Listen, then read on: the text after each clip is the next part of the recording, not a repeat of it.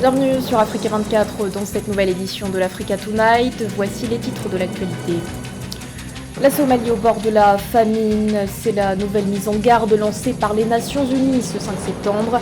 D'après l'ONU, plus de 7 millions de personnes sont affectées par la sécheresse, soit près de la moitié de la population. Coup de projecteur sur l'autobiographie de Stanislas Zézé, le président-directeur général de Bloomfield Investment Corporation. L'ouvrage, intitulé « L'homme aux chaussettes rouges », revient sur les moments clés de son parcours. Et puis focus sur la finale de la Super Coupe de la Confédération africaine de football. Le match prévu à Rabat ce 10 septembre opposera deux équipes marocaines. Les détails à suivre dans ce journal. Mais tout d'abord, direction la Mauritanie, où le contrôle judiciaire de l'ancien président Mohamed Ould Abdelaziz serait arrivé à son terme. Si l'instruction judiciaire relative à son dossier s'est achevée en juin dernier, aucune date n'a pour l'heure été divulguée concernant la tenue du procès. Pour rappel, l'ancien chef d'État est accusé de blanchiment d'argent, de corruption et d'enrichissement illicite, une affaire pour laquelle il avait été inculpé en mars 2021. 3 mois plus tard, il avait été écroué pour non-respect des conditions de son contrôle judiciaire notamment. L'ancien président mauritanien a ensuite été placé en résidence surveillée après son hospitalisation survenue en décembre dernier. La crise humanitaire s'aggrave en Somalie. 4 saisons des pluies ratées ont plongé le pays dans une sécheresse des plus terribles. Cette situation, inédite depuis plus de 40 ans selon l'ONU, a contraint environ 1 million de personnes à quitter leur maison et à traverser la campagne aride à la recherche de nourriture. 7,8 millions de personnes, soit près de la moitié de la population somalienne, ont besoin d'une aide alimentaire. Les précisions de Corinne Kamdem. La famine va frapper certaines parties de la Somalie entre octobre et décembre. Un avertissement lancé par Martin Griffiths, le chef humanitaire de l'ONU. Cette sombre révélation se confirme malheureusement. Mardi 6 septembre, l'Agence des Nations Unies pour l'enfance a annoncé que des centaines d'enfants sont déjà morts dans des centres de nutrition à travers le pays. Selon les experts, la Corne de l'Afrique se dirige vers une 5e saison consécutive des pluies ratées, ce qui va aggraver la pire sécheresse que la région ait connue depuis des décennies. 730 enfants seraient morts dans des centres d'alimentation et de nutrition entre janvier et juillet de cette année. Pour mettre les choses en perspective, cela représente moins de 1% des enfants qui ont été admis, guéris et sortis. Mais nous craignons également que ce nombre ne soit plus élevé car de nombreux décès d'enfants ne sont pas signalés. Comme pour envenimer davantage la situation, l'UNICEF fait également état d'une augmentation des épidémies chez les enfants en raison de la malnutrition. Quelques 13 000 cas suspects de rougeole ont été signalés ces derniers mois, dont 78% étaient des enfants de moins de 5 ans. La malnutrition a atteint des niveaux sans précédent. Nous avons 1,5 million d'enfants, soit près de la moitié des enfants de moins de 5 ans susceptibles de souffrir de malnutrition aiguë. Et parmi eux, 385 000 auront besoin d'un traitement contre la malnutrition aiguë sévère. Plus de 7 millions de personnes, soit environ la moitié de la population somalienne, ont besoin d'une aide alimentaire. Un enfant sur 5 dans le pays sera confronté à des formes mortelles de malnutrition d'ici octobre 2022 si les conditions actuelles perdurent.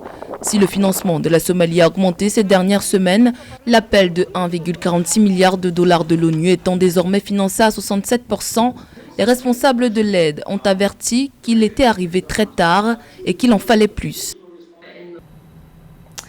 Miser sur le numérique pour stimuler la croissance économique, c'est la stratégie adoptée par les autorités congolaises qui ont décidé d'investir plus de 300 milliards de francs CFA pour développer ce secteur. Un investissement qui s'inscrit dans le cadre du plan national de développement 2022-2026. Les détails avec Séverin Douque. L'industrie numérique est au cœur du plan national de développement de la République du Congo.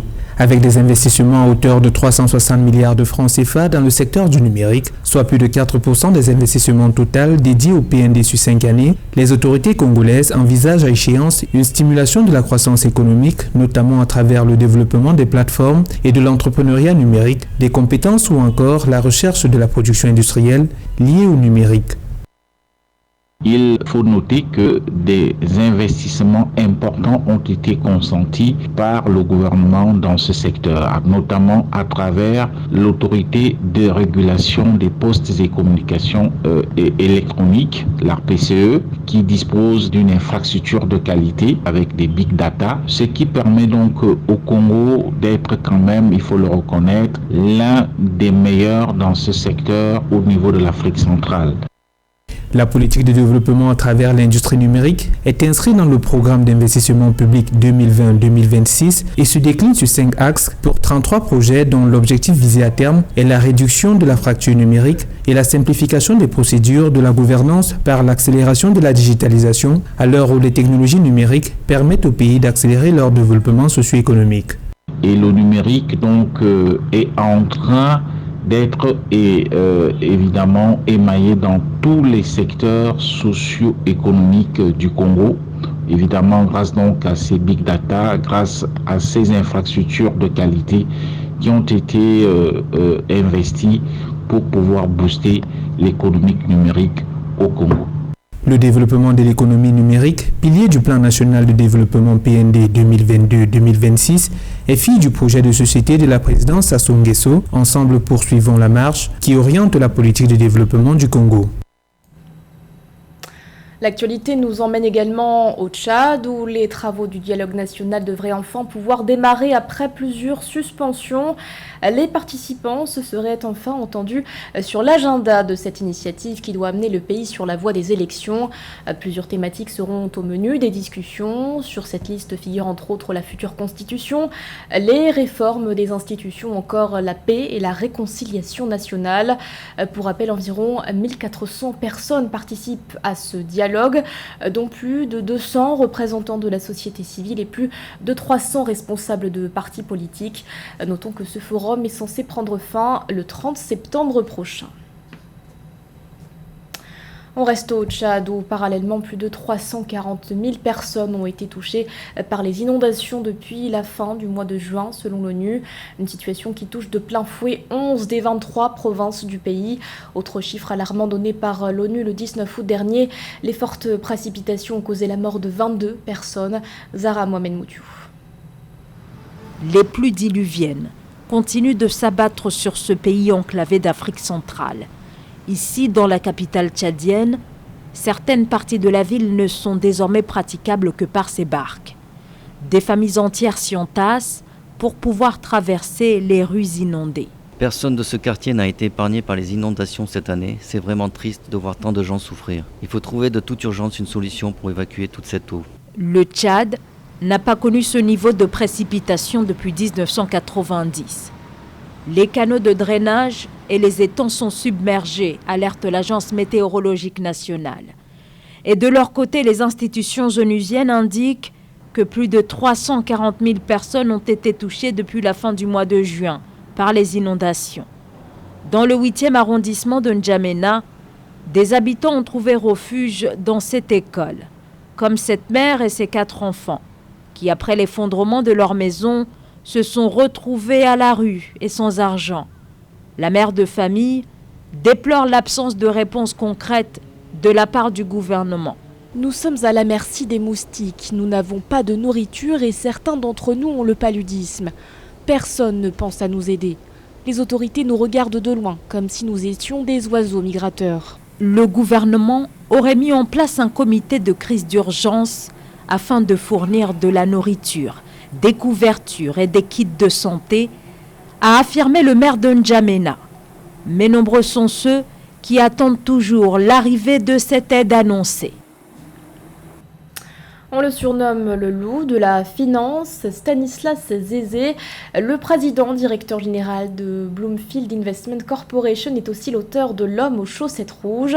Dans cet ouvrage qu'il a co-rédigé avec Pacom Christian Kipré, l'homme d'affaires ivoirien revient sur les temps forts de son parcours professionnel. Une autobiographie qui vise aussi à encourager les jeunes à se lancer dans l'entrepreneuriat. Joël Balou.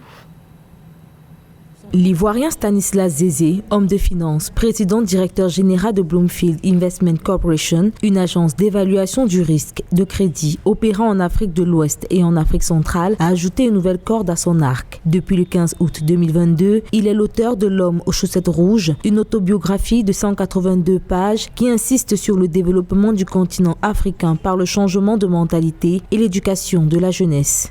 Dans le livre, il y a beaucoup de messages, notamment le code des valeurs, et si vous voulez, les moments d'émotion de ma vie, les moments qui ont impacté la construction de ma résilience et la construction de mon courage, de mon abnégation.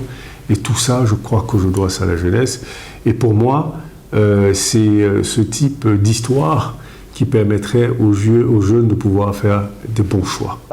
Coécrit par l'écrivain Pacom Christian Kipré, L'homme aux chaussettes rouges représente l'espoir d'un changement pour toute une génération de jeunes Africains. L'Afrique d'aujourd'hui et l'Afrique de demain prendront forme grâce à une jeunesse aguerrie, consciente des difficultés, mais surtout consciente de l'impact qu'elle peut avoir sur le développement du continent. Je trouve l'ouvrage extraordinaire. D'abord la présentation, c'est captivant. J'aime beaucoup le fait que c'est très facile à lire.